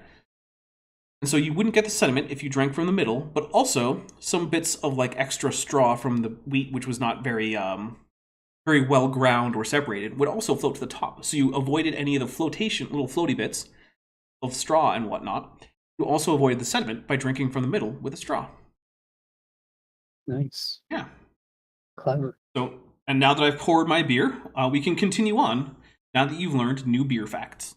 Thanks. Yeah. Getting us to argue about the wrong topic.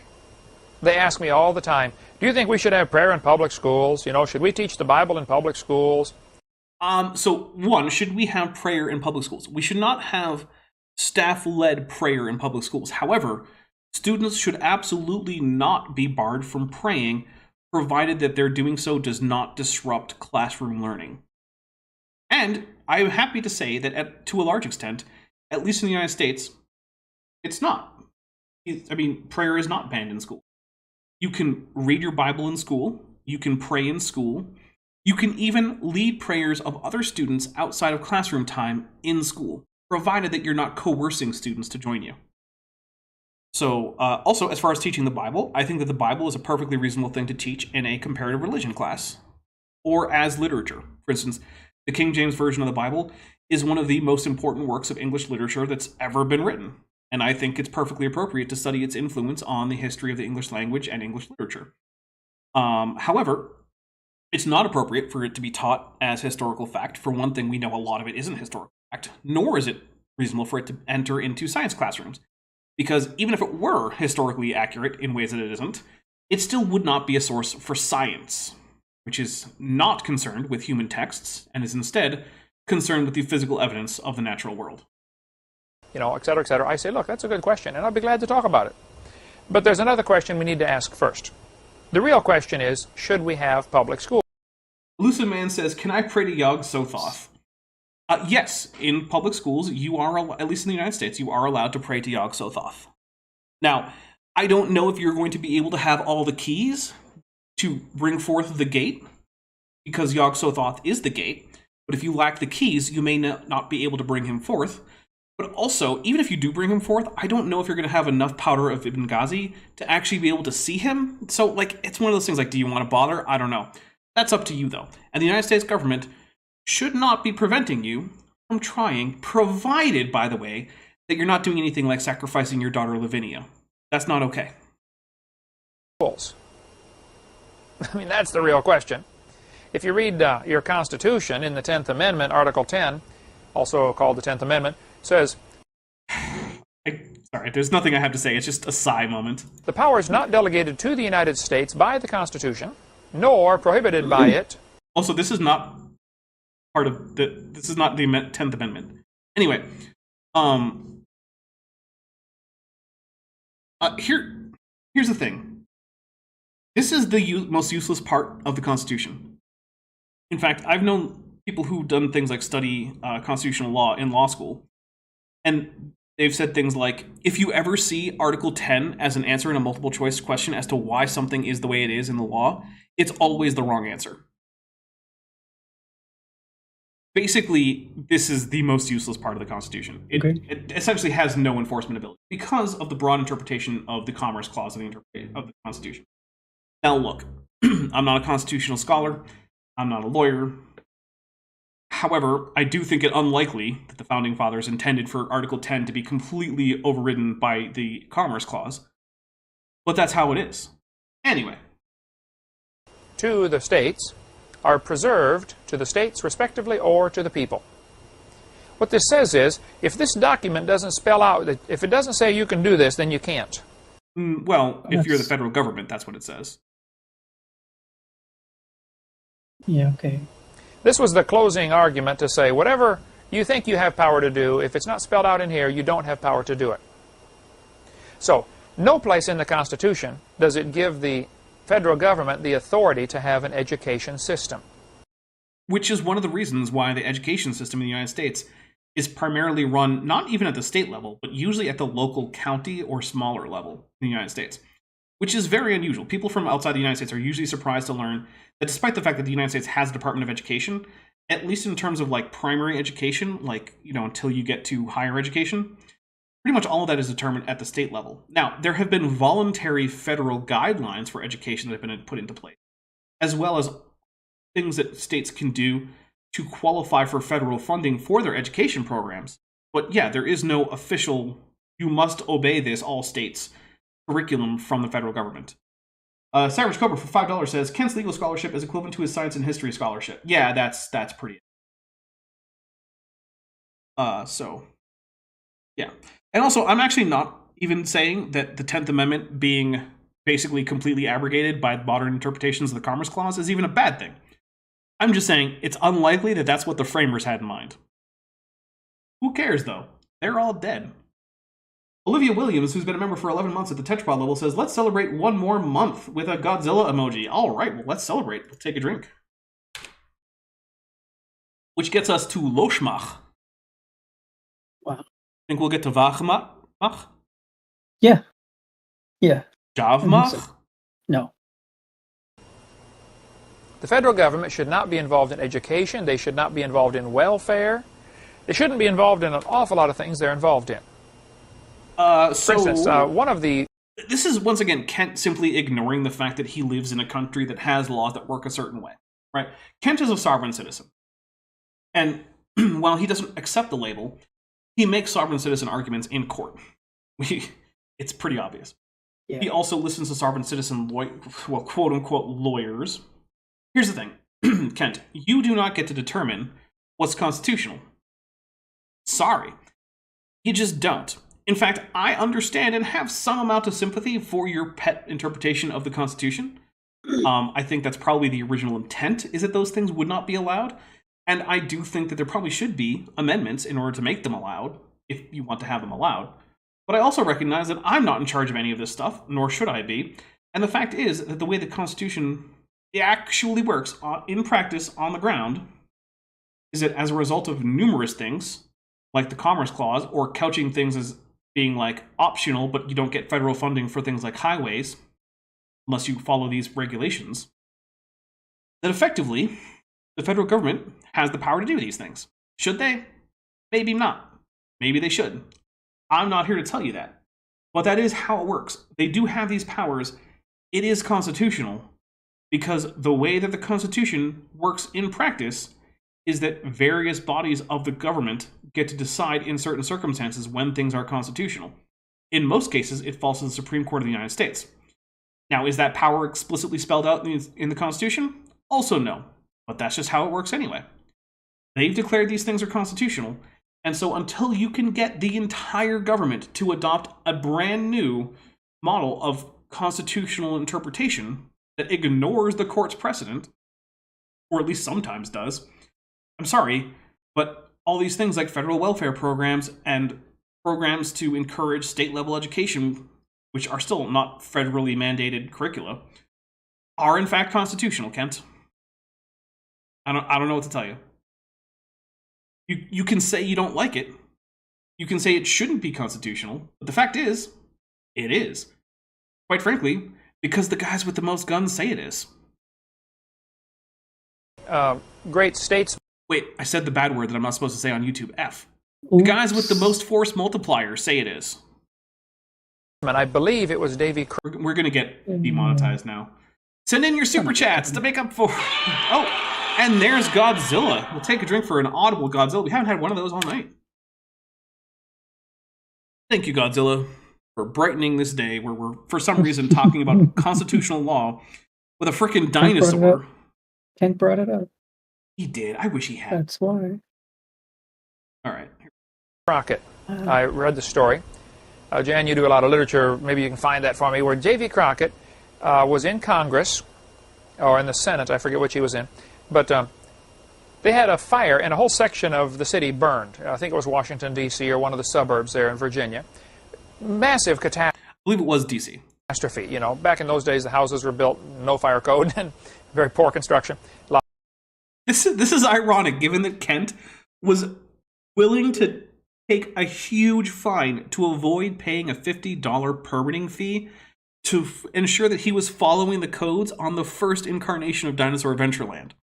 And yet, that's ongoing while he's giving this. This is at the first Dinosaur Adventureland, the one that was seized by the government for failure to follow building codes because he wouldn't get the license and the inspections. And here he's now complaining about the lack of fire codes in DC at the time. So I'm just going to drink for the irony. But then also, we got 10 drinks coming.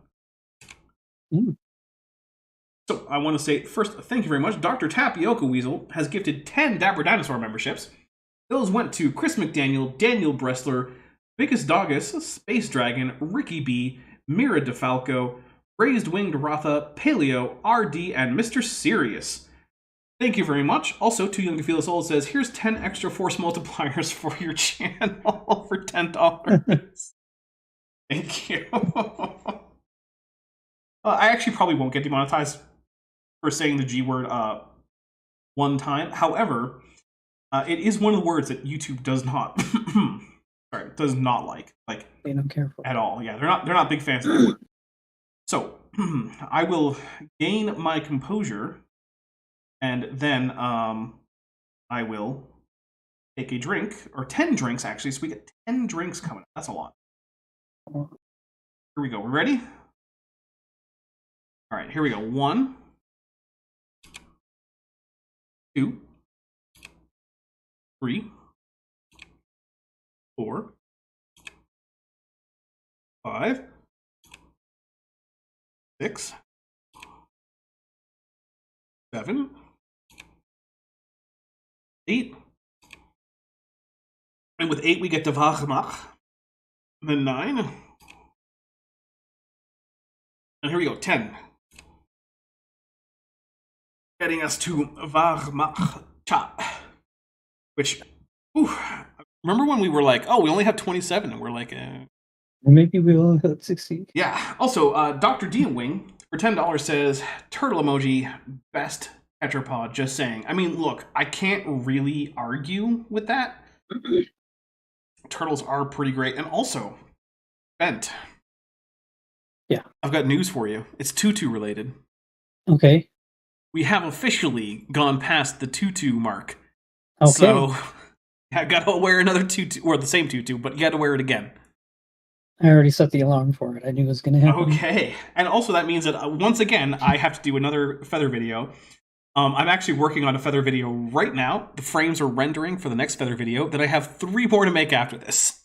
So, yeah. Nice. But fortunately, I have the script written, and I'm breaking this series into 4 episodes. I usually do 3, but this one, the script was kind of long, so I'm doing 4 episodes. And they will all be feather episodes at this rate. Okay. So, yeah. And anyway, here we go. We're going to get in a little bit more Kent Hovind. A lot of them, and built real close together. So this fire started, burned the whole city. A lot of people are suffering. No house, no food, no job, etc. Congress voted to take federal funding and come in and rescue these people and give them government aid. So, interesting thing. the federal government was actually put in charge of the District of Columbia because it was not the territory of any given state, which means that the federal government is in charge of funding the municipal aspects of DC, right? They're actually ultimately in charge of that. So, even if the Constitution were as strictly constructed in reality as Kent would like it to be, it's actually not clear that even under such a strict interpretation of the Constitution, that funding for emergency relief in federal land would in fact be a violation of it, because the federal government is in charge of that land and it is empowered to set up administrative functions for that and to apportion budget for such administration, which could include disaster relief. Now, does that mean that that's obviously the only possible interpretation under a strict constructionist interpretation of the Constitution? No, but it is arguable even under a strict constructionist interpretation. Also, David Durham has gifted 10 Dapper Dinosaur memberships. So, my goodness, I'm not sure who's going to get them because I think currently most of the people who have it activated have them, which does mean actually I found out that other people can actually claim those by coming to this video later. I've actually encountered people who said, oh, hey, I just came to this video and I got a membership. I'm a member now. So they don't just sit on the table forever, but we will take 10 drinks and we'll see if anyone actually gets the membership. So here we go. 1, 2, 3, 4, 5, 6, 7, 8, 9, and 10. All right, and I can see that Morena was gifted membership. So welcome, Morena, and I'm hoping that at least 9 more people join. All right. Here we go. If I can find my mouse. I'm actually getting a little bit, I'm pretty well through this next beer already. Getting a little tipsy. Davy Crockett voted for that, and I believe it was Davy Crockett. I may have my. The story is a story about Davy Crockett. I don't know how accurate it is, but this is a story about Davy Crockett, who was a real guy who was really in the legislature of the United States of America, despite the fact that he also is a legendary figure in the United States. Name wrong, but it's one of those people like that. Later that year, Davy Crockett was out stumping, trying to get people to vote for him because the election was coming up. There's this old farmer out there plowing the field with his mule, and Davy Crockett stopped and leaned over the fence, and the farmer finally stopped his mule and came over, said, "Sir, I'm Mr. Crockett, and I'm in Congress. I'd like you to vote for me to re-election." Farmer said, "Nope, can't do it. Can't vote for you again, ever." Whoa. He said, "I voted for you last time. I thought you were a good man, but I can't vote for you." He said, "Well, why not?" He said, "Because you voted to give those folks federal money for rebuilding their houses." He said, "Well, man, there was a whole city burned and they were all suffering." And the farmer said, "Well, you only did that because you live near these folks and you know about them. What about the people in, 500 miles away that are..." Well, again, under a strict constructionist interpretation of the Constitution, those would not be federally administered lands, most likely. So, in that case, yeah, there would actually be a problem under that strict constructionist interpretation that Kent favors, which is not the case if the city on fire was DC. But, And yeah, the fearmonger, I do remember when we were talking about dinosaurs. And Chris McDaniel, yeah, Davy Crockett did die at the Alamo. Hey, why was the Battle of the Alamo fought? We're going to put in a poll. Okay, so here we go. Let's see. We're going to start a poll. Let me type it in. Why was the battle... Let me have capitalized battle. What am I talking about? Battle of the Alamo fought. American immigrants wanted slaves.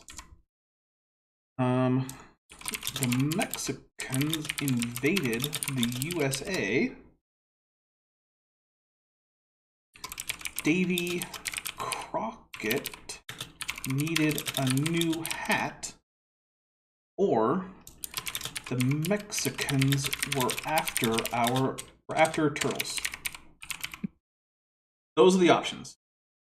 Right. So, why was the Battle of the Alamo fought? American immigrants wanted slaves. That is, they wanted to keep slaves in Mexico.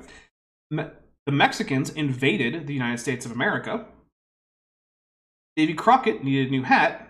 Or the Mexicans were after turtles. Good, hardworking, patriotic American turtles. Whatever that means. There's catastrophes all the time. Mr. Crockett, you have violated my trust because that money was not your money to spend.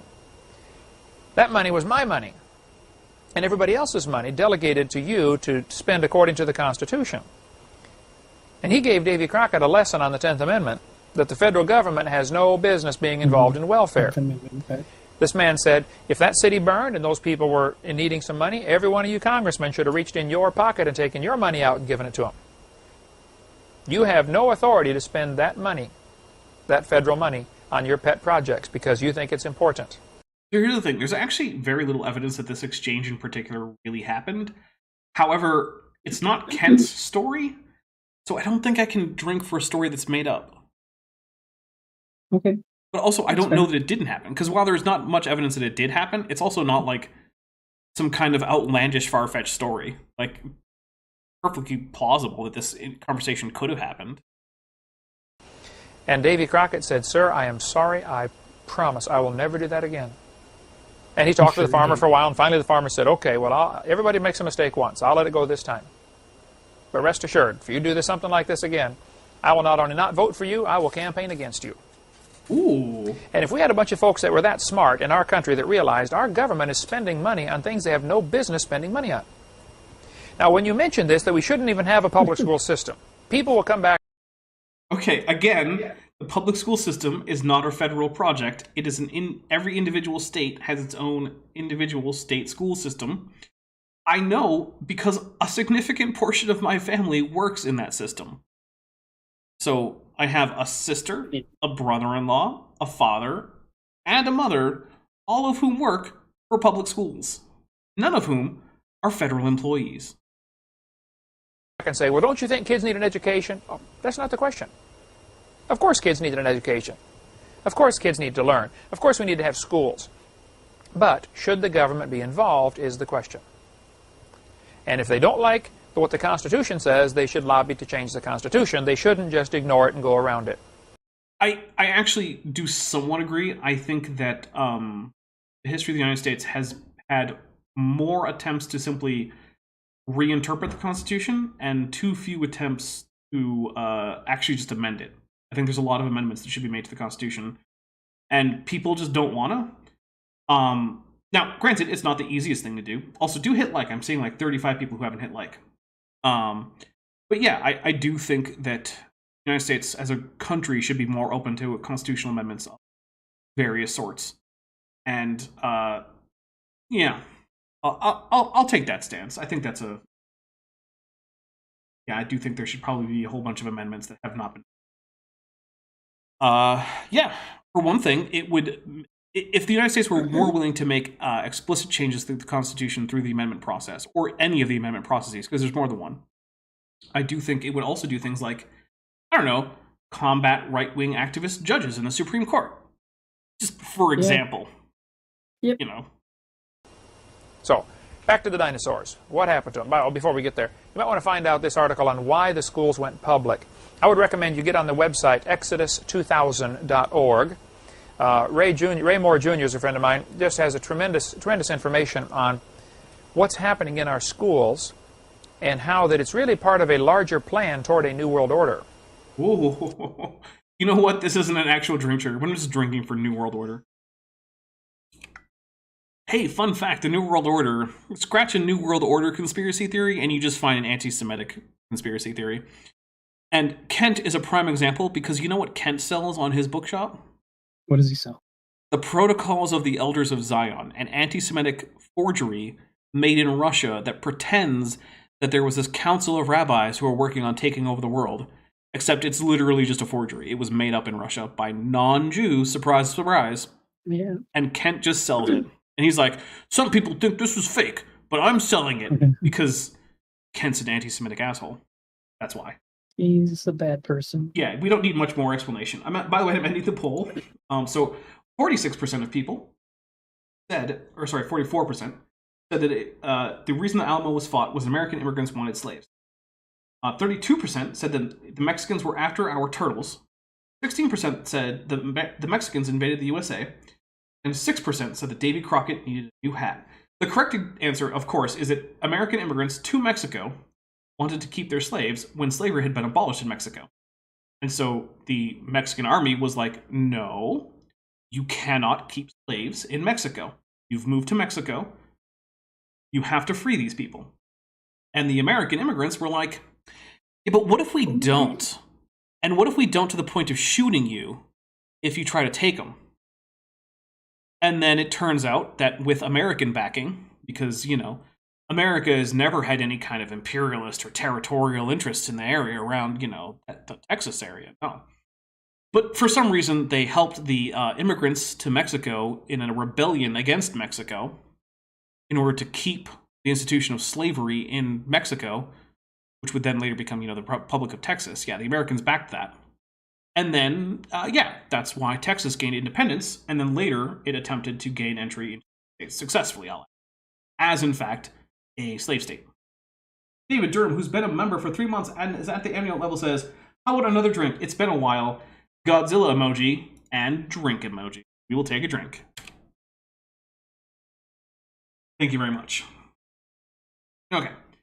So yeah. Feel free to remember the Alamo. But remember the reason that the war for Texas independence was fought? It was because Americans moved to Texas and then continued to violate the Mexican law against holding other humans in slavery, right? Yeah. Yeah. And then decided to rebel against the government of Mexico, a place they had moved to as guests. Yeah. Not a great story overall. Not something that, you should be super proud of. Just putting that out there. Exodus2000.org. Eagle Forum also has a good website, eagleforum.org, I believe, or .com. That's Phyllis Schlafly's organization in Alton, Illinois, by St. Louis. So that'd be some good information if you want to go off chase that rabbit tail. You can also get Blumenfeld's, Samuel Blumenfeld has great information on this topic, as does Reason's Foundation. Many people, this is a topic I love to read about. I don't have time to chase that rabbit too far down the hole, but the public schools are part of a long-range... Oh, My Unfinished Journey says that their understanding was that Crockett actually voted against that proposal, claiming it was theft of public money. He advocated that congressmen should personally donate to the cause.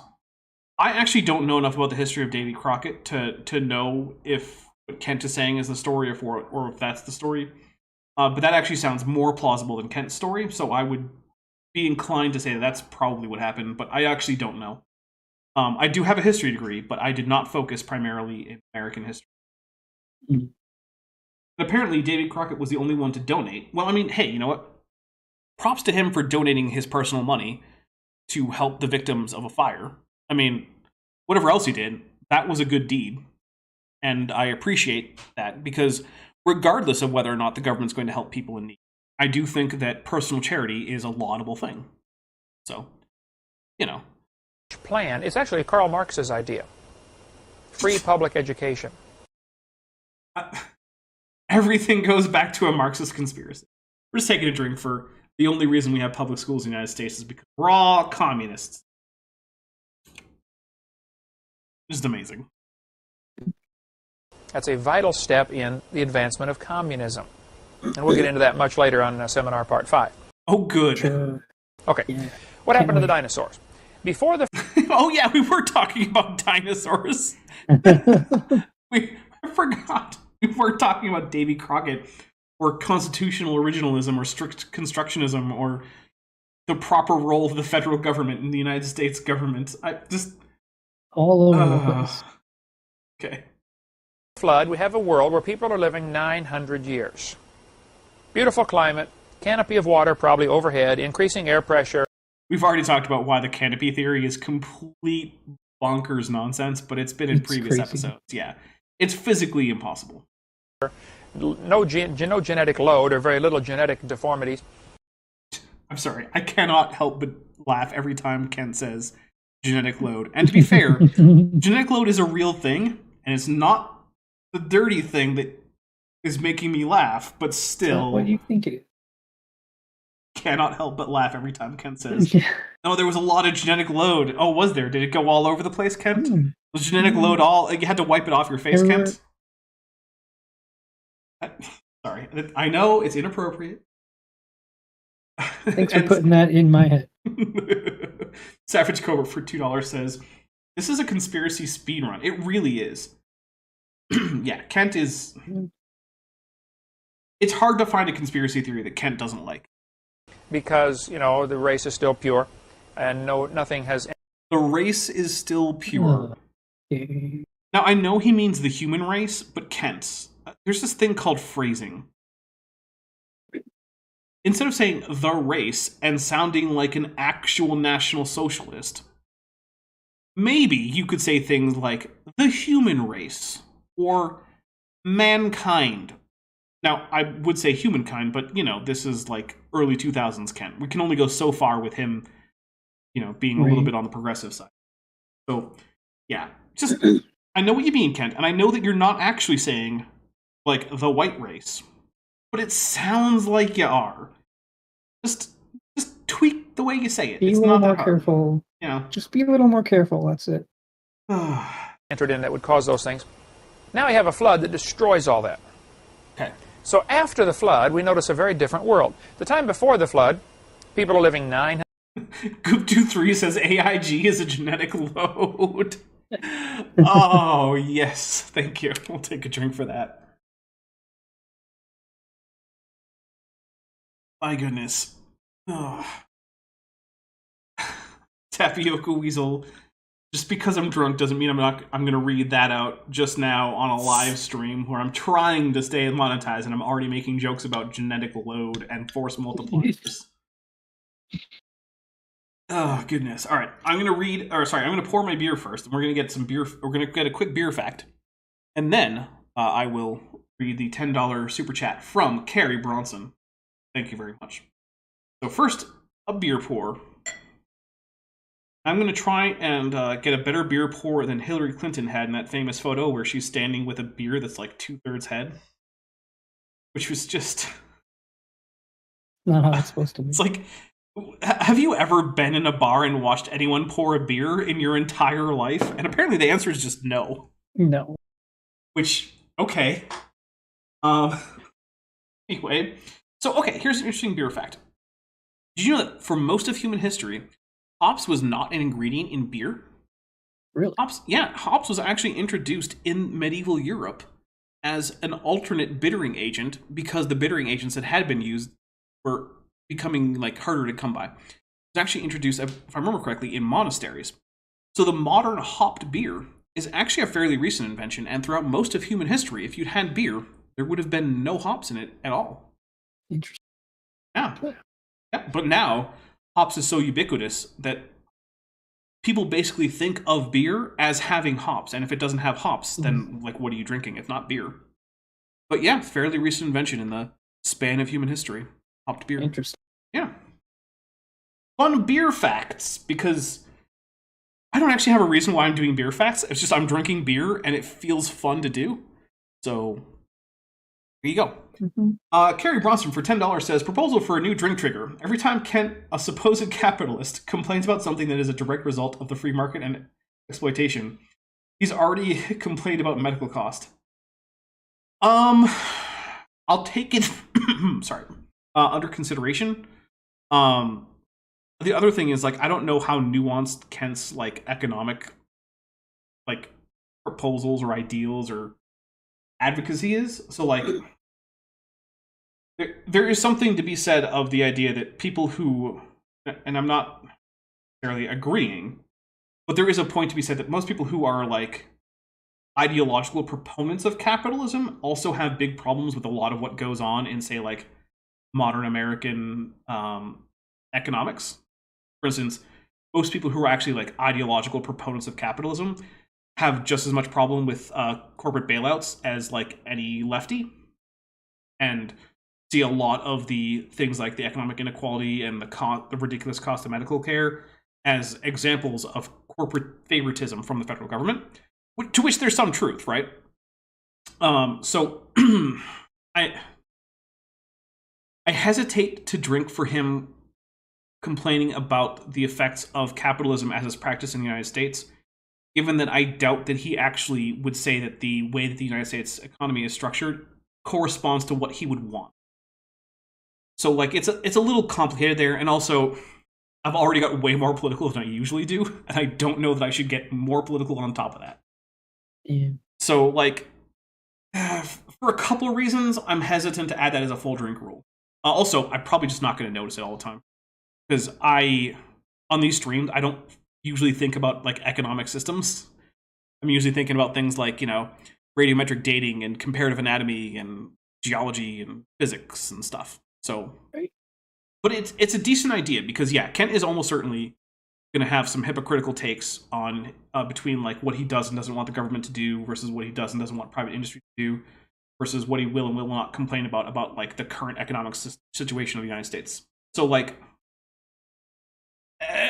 it's complicated. And I think I just bumped my microphone. Sorry about that. Oops. So, yeah, it's a good suggestion, though. I do like it in principle. 100 years. After the flood, it drops off to 400 right away. Noah's son, Shem, only lived to be 600 years old, which is really pretty incredible when you consider the average age is 912 before the flood. His life is 1/3 shorter than the average of everybody those came before him. Okay, Kent, this is only interesting if you can establish outside of the book making the claim that it's true. Right? The Bible saying... Yeah, the Bible saying Shem lived to be 600 doesn't mean anything unless you can find Shem and show that he was 600. Yeah. That's like if the average age today is 70, and somebody only lives to be, 1/3 of that be... Kent, just drop it to 60. 1/3 of 60 is 20. And there's an extra 10. You can round it to 3. So there you go, 23. I'm just taking a drink for Kent can't do 70 divided by 3. He at like taught math. Yes, he taught math, according to him, for like 15 years. And he's like, what's 70 divided by 3? And like, just round it to the nearest whole like number year. And it comes to 23, right? Like, I've taken a drink for, I taught high school math for 15 years. 70 divided by 3, I don't know. I just, So Arachamian, who's been a member for 3 months and is at the tetrapod level, says, can we get the counter to half a gross? Mothra emoji. So take a drink there. So a gross is a dozen. That's 144, right? So we only need 4 more? So that would be 50, 60, 72. So yeah, 4 more drinks and we'll be at half a gross. You know, you'd think I know that better, given that I really like the decimal system for counting. I think it's better than the decimal, but yeah, you do. I do. Anyway, here we go. 45 or so. We'd say, boy, he died young, didn't he? Wait, what did he say? 45. 45 is 1/3 half of 7. Oh my goodness, it's more than half. It's not a third.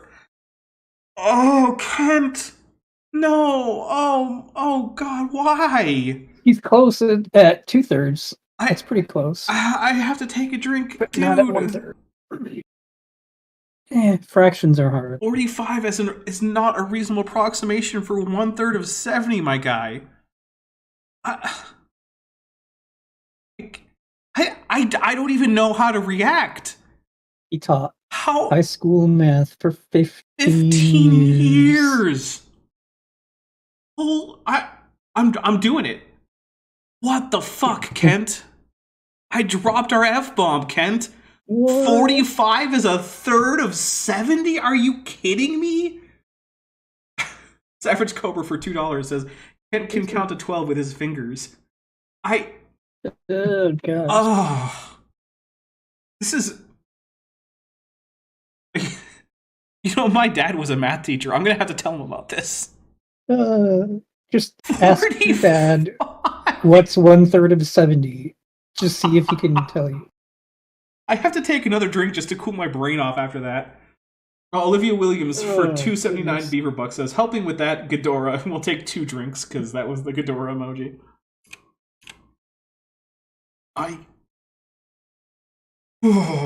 Yeah, well, Steve Marino says, well, Kent says 15 years, but his counting isn't too good. It was like 15 minutes. Oh, that's it. That's as long as he taught. This is like that time that like some American town decided to define pi as 4. Oh. This is amazing. 3rd of 70, 45. Still with 3. Too Young to Feel the Soul says, Dapper dropped the F-bomb. Happy day. It's not the first time. It's been a while. Everybody thought, wow, Shem died awful young. Of course, Noah didn't live to see that. And then Shem's son, Arphaxad, only lived to be 438 years. What's 1/3 of that, Kent? Probably like 300 Actually, something. Shem outlived Arphaxad. Good for Shem. I've wondered about that. Why did Shem live longer than his sons and his great-grandson and almost longer than his great-grandson?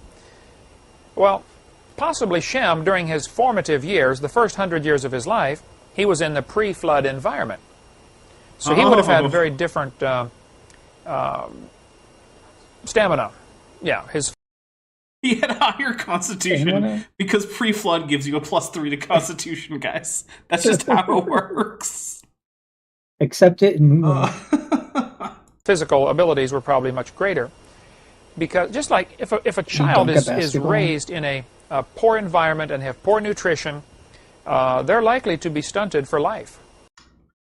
I mean, okay, we're going to take a drink because it is true that poor nutrition does reduce average height. And so human populations that have poor nutrition versus a genetically similar population that has good nutrition, the group with the poor nutrition will in fact be shorter. One of the easiest ways to show this is that in most countries where there's no significant genetic difference between the poor and the wealthy tend to be noticeably taller because they have better nutrition. So take a drink for Kent getting something right. So there you go. There is something to be said for this. Mentally or physically or both. If you don't give a kid, even during the prenatal... Oh, hey, we got to half a gross. Nice. We're at... Yeah, there you go. Half down, half to go. We are at 6 dozen drinks. Before they're born. If a mother does things, smokes or drinks or whatever. Yeah, Trippy Liquid says, a la North Korea. Yeah, the reason that North Korea is significantly shorter than South Korea is because, they're starving. They're continually starving. Which, yeah. Whatever deprives the child of oxygen, it can affect that kid for the rest of his life. Yeah, short, right? Vietnam, poor food, or not enough food. Okay. Average height in America now is much higher than it was, 100 years ago.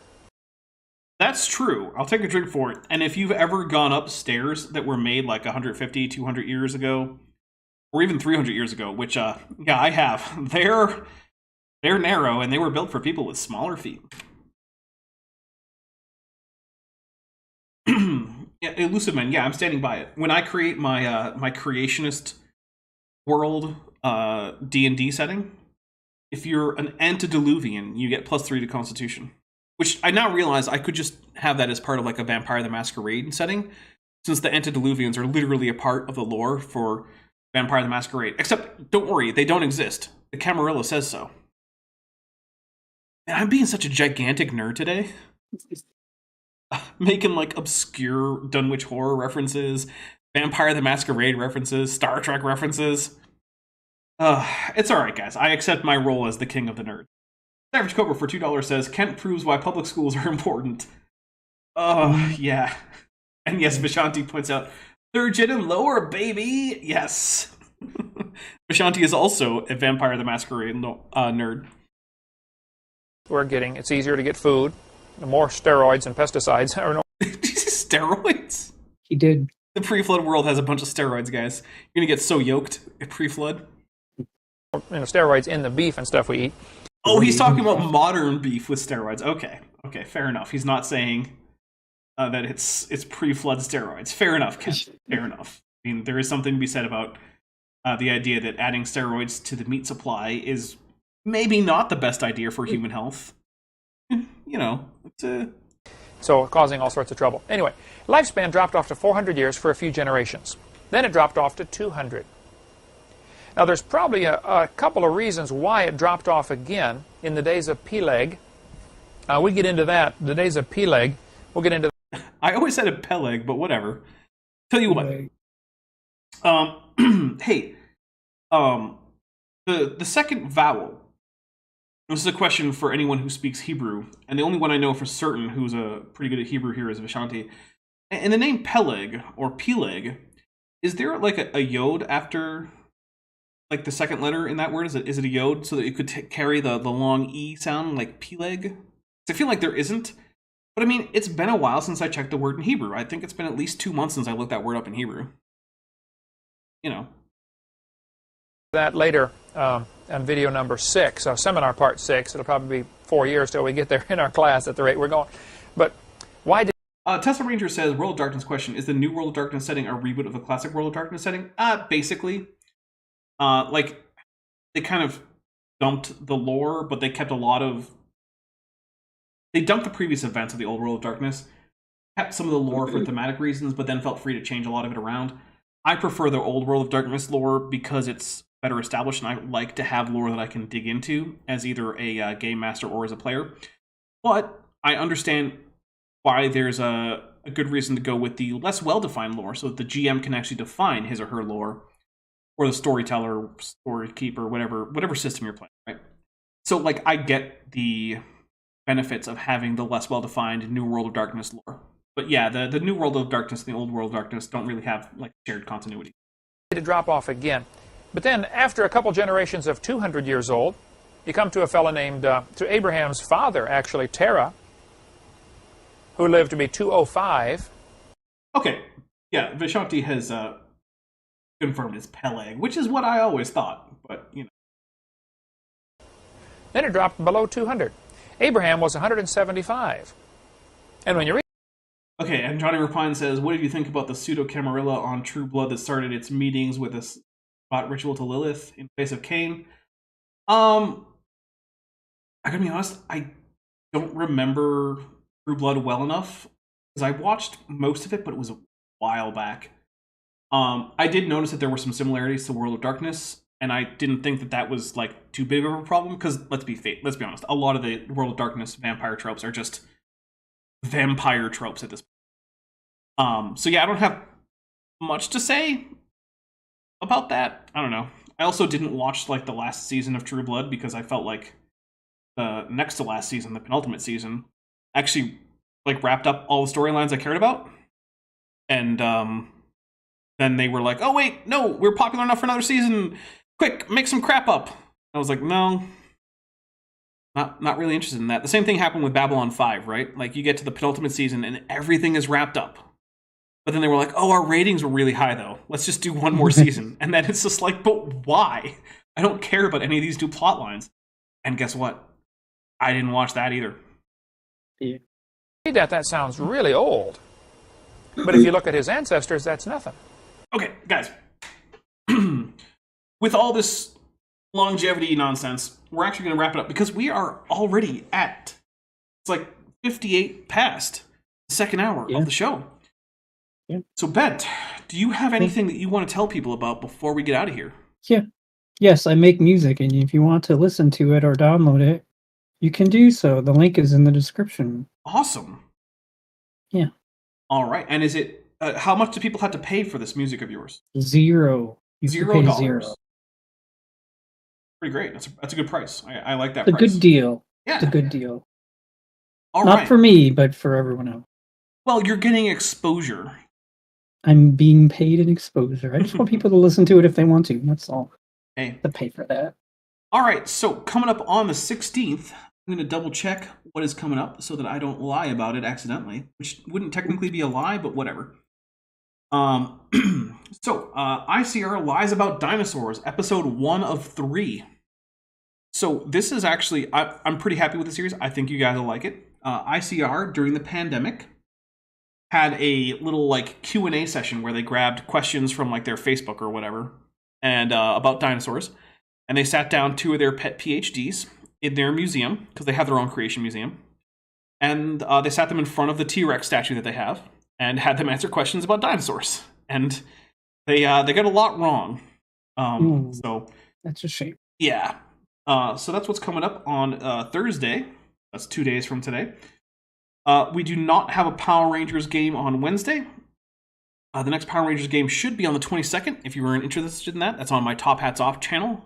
We will be going into space, because while we did not have a game session, I did release a teaser animation, and that is what's happening. Yay. So there's going to be some space adventures coming up. Now, technically, Earth is in space, so all of my games have taken place in space, but we're going extraterrestrial, is what I should really say to be accurate. Okay.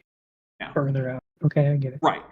Now, on the 18th, I am currently expecting there to be another Dapper Reacts.